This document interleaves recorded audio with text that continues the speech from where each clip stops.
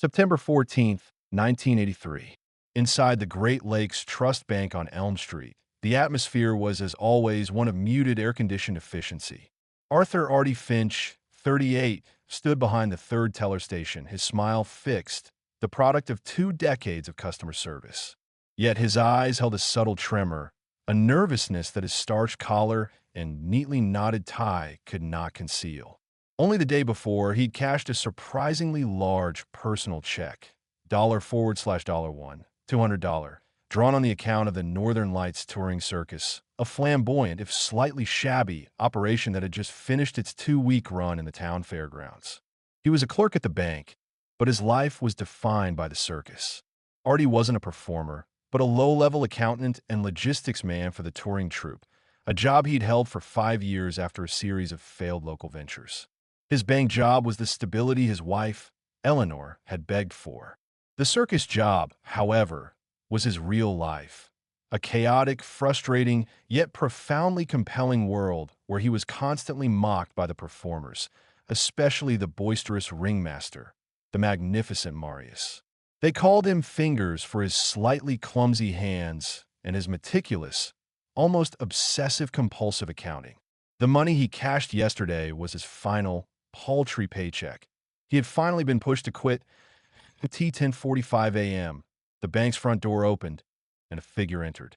The man was unusually tall, wearing a thick, oversized denim jacket despite the mild weather, and a cheap, plastic-molded mask, the kind sold at dime stores, depicting a stylized, vaguely unsettling clown. It was an immediate, jarring intrusion. The air, only moments ago smelling of old paper and dust, now seemed to carry a faint, acrid scent of cheap makeup and sweat. Everyone on the floor.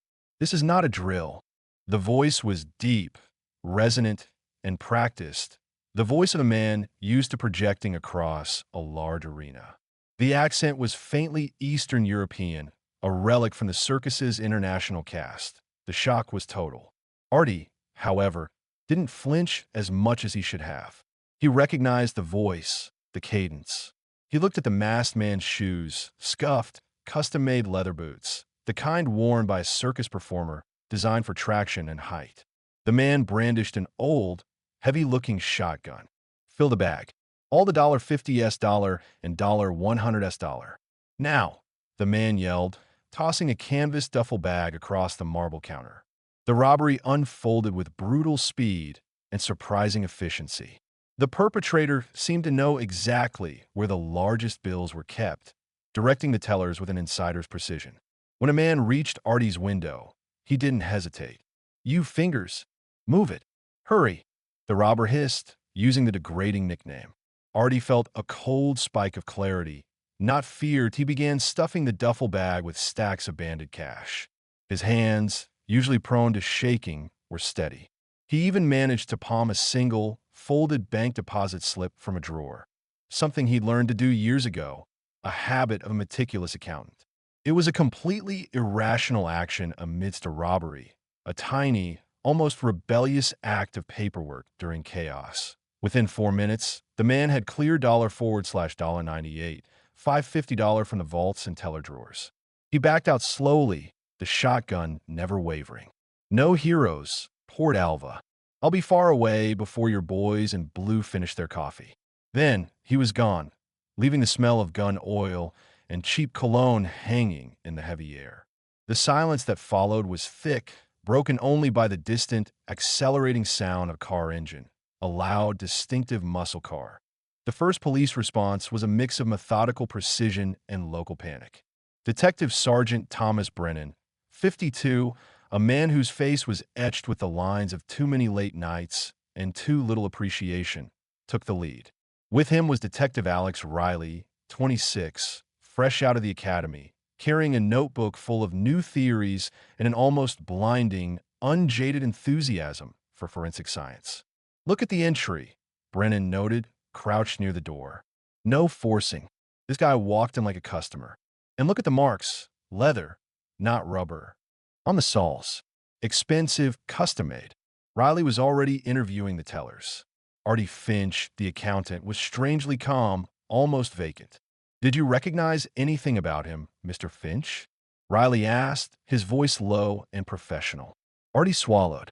No, detective. Only the voice. Deep, like a performer's. And the mask, a clown. Irony, I suppose. Transcript. Interview log. T. Brennan/A. Finch, September 14th, 83, 11:30 a.m. Before you find out what happens next, please subscribe to our channel. It motivates us to make even better videos. Now let's move on. Brennan. He called someone fingers. Did you catch that? Finch. Long pause, slight tremor. Yes, sir. I assumed he meant me. I've always been a bit clumsy with the change. It's an old joke around here. Brennan, right. A bank robber knows your nickname. That's a hell of a coincidence, Mr. Finch.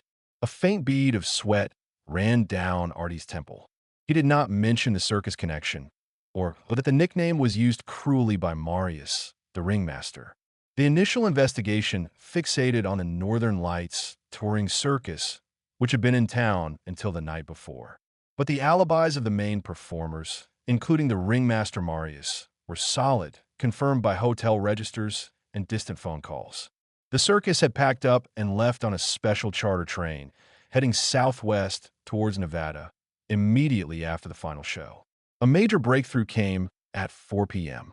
A witness, a young boy skipping school, reported seeing a man in a denim jacket abandon an older model, red Ford Torino, a few blocks from the bank, near the old rail yards. The car was later confirmed stolen. Inside, they found a clown mask, carelessly tossed onto the passenger seat. Archive. Photo evidence. The mask was cheap plastic, but its interior lining showed traces of a specific, oil-based theatrical makeup, a vivid magenta, used exclusively by the Northern Lights circus clown troupe. The connection was undeniable. The police issued a national APB for any members of the Northern Lights circus who might have abandoned the tour.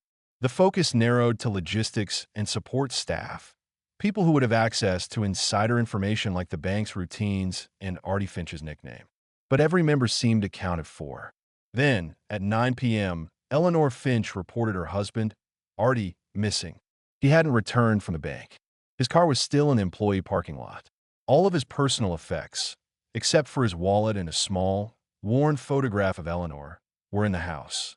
The case flipped from a simple bank robbery to a possible kidnapping, or worse. Sergeant Brennan, however, felt a deep, nagging skepticism. Artie Finch was too calm, too central to the scene, and too conveniently gone. The focus shifted to the rail yards. The circus had left at 6 a.m., a good 4 hours before the robbery. But Port Alva was a major junction. Multiple freight trains and a passenger line used the tracks. At 11:30 p.m., a call came from the next major junction town, Ashland, 200 miles away. An abandoned train car, a private sleeper compartment attached to a scheduled passenger service, reserved by the Northern Lights Circus for their star performers, had been found. It was empty, but the lock was expertly pried open. Inside, on a small, fold-down table, lay a discarded itinerary, covered in Artie Finch's precise accountant's handwriting. The itinerary detailed the exact route of the bank's armored car, which had been scheduled to arrive just 10 minutes after the robbery took place. This was insider information Artie Finch, as a bank employee, would have known, and information the general circus staff would not. The new theory crystallized. Artie Finch wasn't a victim. He was the mastermind, the fingers the robber was taunting, or the robber himself. Archive. Official Police Memorandum. SGT. Brennan, September 15th, 83. Before you find out what happens next, please subscribe to our channel. It motivates us to make even better videos. Now let's move on. Subject Finch, A, has transformed from a witness/victim to a prime suspect. His intimate knowledge of bank procedures, access to the armored car schedule, and sudden disappearance immediately following the robbery strongly suggest complicity, if not direct execution. The perpetrator's knowledge of his nickname supports the inside job hypothesis. Focus is now on Finch's financial dealings and his connection to the circus logistics team. The community, initially sympathetic to the bank tellers, turned instantly. The town of Port Alva felt betrayed. How could their quiet, Unremarkable neighbor, Artie Finch, be a criminal mastermind. The police spent the next week chasing a ghost. Artie Finch's life was an open book of disappointment. Small debts, unfulfilled promises, and a constant humiliation from his circus colleagues. His primary motivation, Riley postulated, was a desire for respect and, fundamentally, a desire for escape, fueled by a lifetime of being ridiculed. Meanwhile, Eleanor Finch, devastated and fiercely loyal, pleaded to the press that her husband was innocent, that he was kidnapped. Her grief was raw, the emotional center of the ensuing media storm. She became the face of the confusion and pain. He would never. He's too scared to even jaywalk, she told a reporter, her voice cracking. Someone made him do this. Pause and reflection. Imagine the pressure on Eleanor Finch, the fear for her husband, the public accusation of his betrayal, the shame washing over the small community. She was entirely alone. The trail went cold near Ashland. The train car was a dead end, having been cleaned thoroughly. Artie Finch had effectively vanished into the vast American landscape. He had almost $$100,000 a head start and the skills of a meticulous accountant.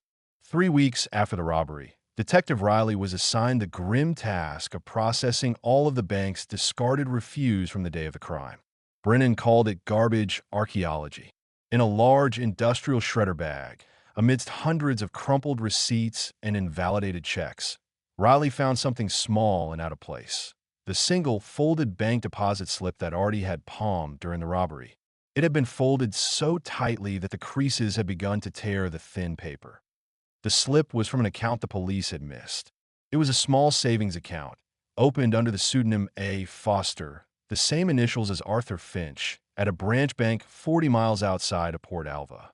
The account had been dormant for months, but the slip itself had a crucial and perplexing detail.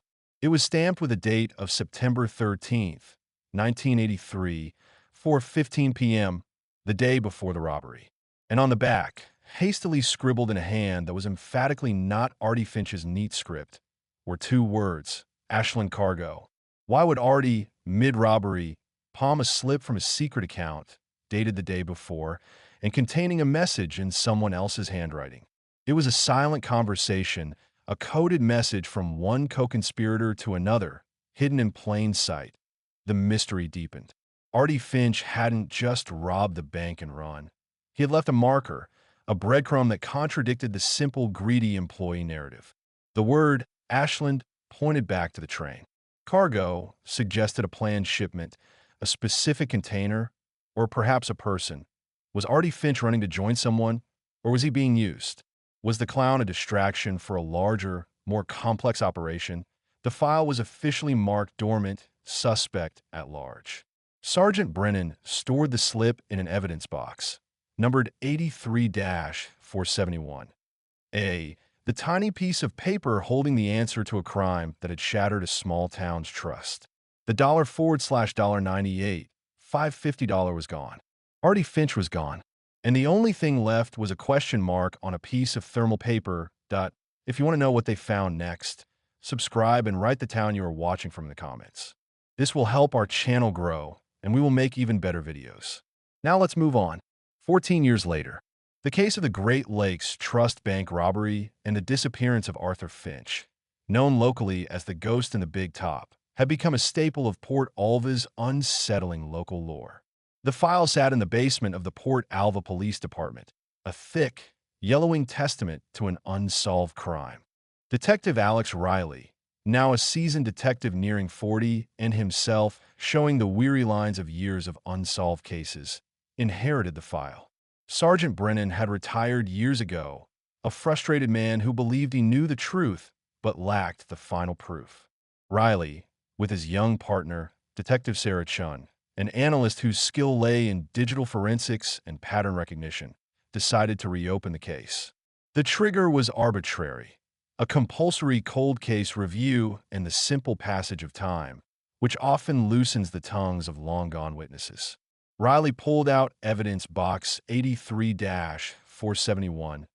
A. Inside, The thermal paper deposit slip, protected by a plastic sleeve, was still there.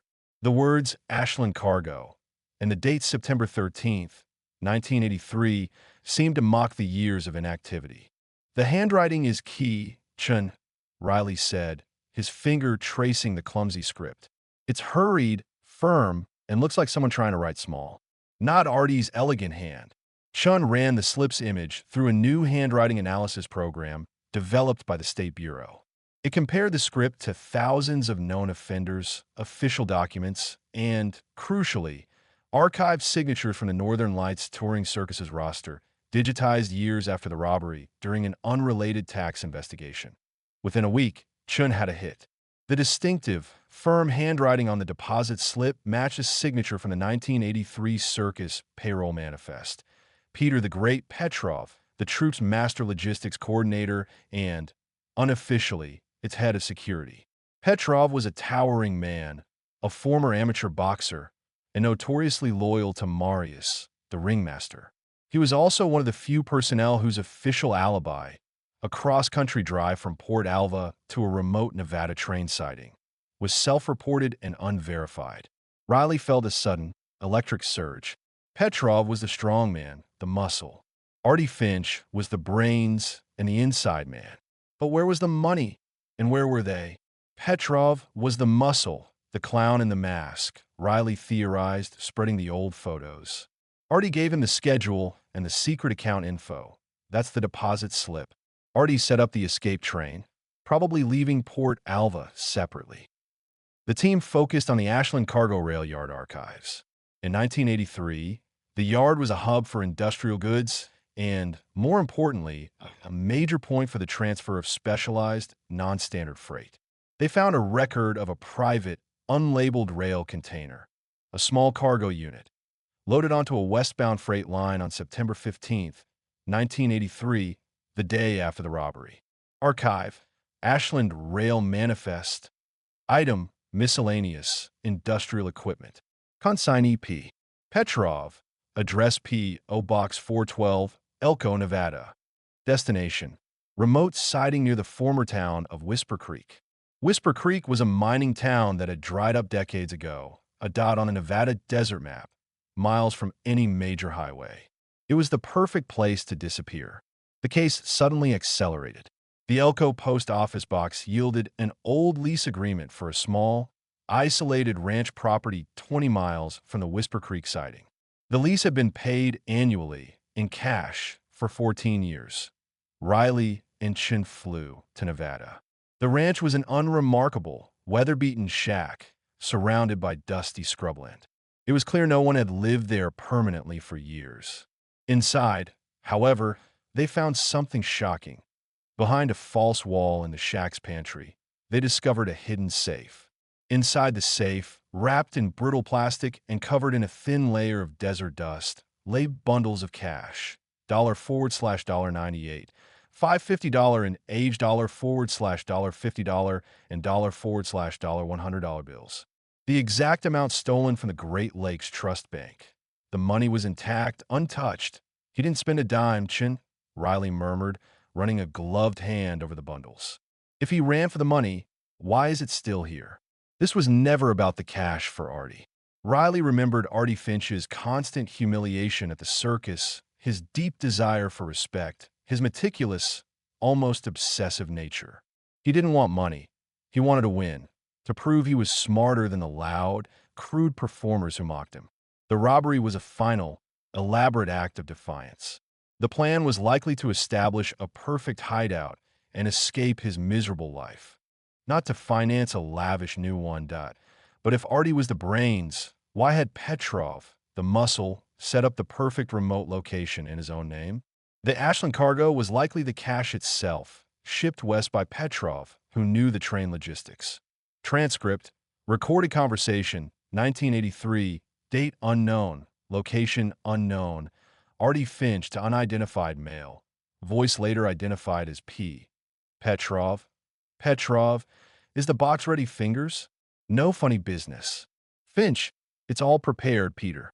The switch needs to be made precisely at 6:15 a.m. No earlier. You promised me. No violence. Just a move. You get your cut, I get my piece. Petrov, peace is a good thing, Artie. Better than a clown's life. The cargo will be secure. The realization hit Riley. Petrov had betrayed Artie. He used Artie for the inside job, set up the remote hideout in his own name, took the money in the Ashland cargo, and then, where did Artie go? Petrov had the means, the motive, greed, and the knowledge of the rail line to disappear Artie Finch. The pieces were falling into place, but the most crucial piece, Arthur Finch, was still missing. Petrov had since returned to the circus life, later working as a general manager for a regional amusement park chain, a man who had successfully laundered his image. In late October, Chun received an unusual, anonymous phone call from an elderly woman in a small, isolated town in Montana, hundreds of miles north of Elko, Nevada. "You're looking for the quiet one, aren't you?" The man who never spoke. The voice was frail. He worked at the grain elevator here for a long time.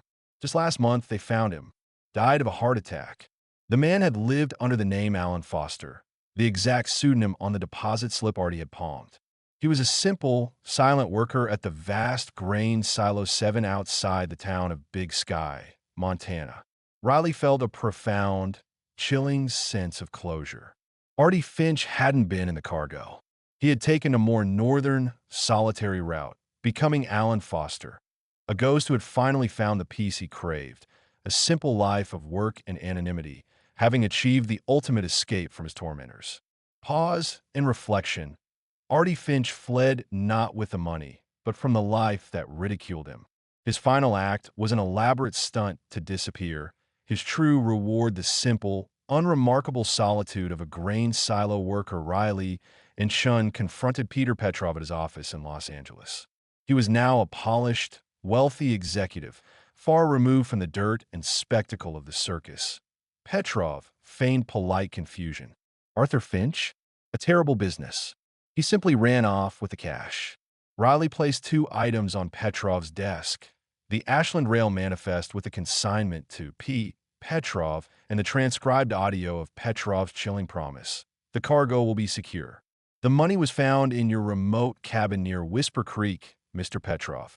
$/$98, $550. Untouched, Riley stated, his voice flat. You used Artie for the inside job. You set up the hideout. You took the money in the cargo container, but Artie never went with it. He found his own way to Montana, living as Alan Foster, dead just last month. Petrov's composure finally shattered. His face, usually placid, contorted with rage and a terrifying sense of finality. He deserved to be mocked. Petrov spat. The little worm. He was supposed to stay with the money. It was my money. Petrov admitted the plan. Artie would steal the money, use his inside knowledge to arrange the escape route via the train, and wait at the remote Nevada property. Petrov, after appearing to leave with the circus, would loop back, ship the money in the cargo, and split the proceeds. But Artie, knowing Petrov was greedy and untrustworthy, as evidenced by the panicked message on the deposit slip he gave Artie, Ashland Cargo, had taken a different path, choosing poverty and anonymity over a partnership with a killer. That Artie's unspent fortune was the most damning evidence. It proved he was never in it for the cash. He was in it for the disappearance. Petrov was arrested on charges of conspiracy to commit robbery, fraud, and a decade and a half of money laundering. The charge of murder, however, was dropped. Artie Finch, the ultimate escape artist, had died of a broken heart, not a broken neck. Epilogue, closure, and thus the community of Port Alva received the news with a sober finality. Eleanor Finch, a widow who had endured 14 years of shame and doubt, was finally cleared of the unspoken suspicion that she had protected her husband. She received the full amount of the recovered, unspent money, nearly $/$100,000 in 1983 currency, a small measure of justice for a lifetime of anguish. The Northern Lights touring circus faced heavy scrutiny and eventually dissolved due to irreparable damage to its reputation. The grand spectacle of the Big Top was undone by the quiet betrayal of a meticulous man and the greed of a loyal friend. Detective Riley, standing in the Montana sunlight near the silent grain silo, felt the true weight of the case. Artie Finch, the humiliated accountant, had executed a perfect crime, not a robbery, but a vanishing act. He had gotten away. He had won his peace, only to surrender it to time. The bank was reimbursed. The conspirator was caught, but the moral ambiguity remained. A good man who committed a crime to escape a life of torment, only to die alone next to an unspent fortune. What do you think? Was this a just ending for Artie Finch? Leave your thoughts in the comments.